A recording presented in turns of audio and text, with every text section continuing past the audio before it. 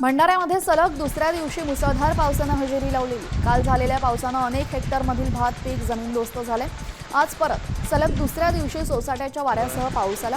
यामुळे हाती आलेल्या भात पिकाची नासाडी होण्याची भीती शेतकऱ्यांमध्ये निर्माण झालेली आहे।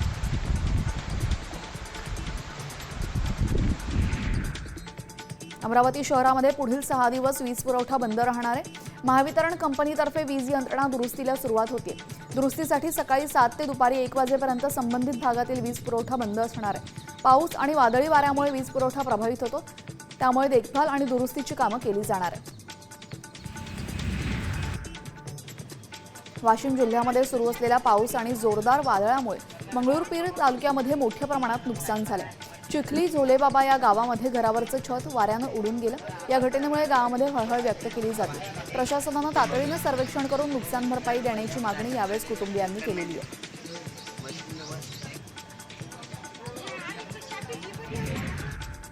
यवतमाळ शहरामधील एसबीआय बँकेच्या 2 एटीएम मशीनमध्ये छेडछाड करून चोरट्यांनी 1,14,200 रुपयांची रोकड लंपास केली।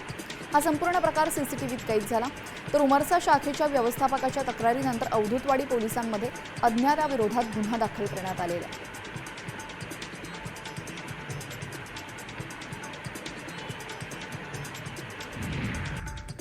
पाकिस्तानमध्ये गेलेल्या सुनीता जमगाडे यांना पोलिसांनी नागपुरात आणलेले आहे। यावेळेस एलओसी ओलांडून पाकिस्तानमध्ये गेलेल्या सुनीता जामगडेची नागपूर पोलिसांकडून चौकशी सुरू आहे। सुनीता ही फक्त भेटायला गेली की अन्य काही करण्यासाठी गेली होती, या निमित्तानं शोध पोलीस घेत आहेत।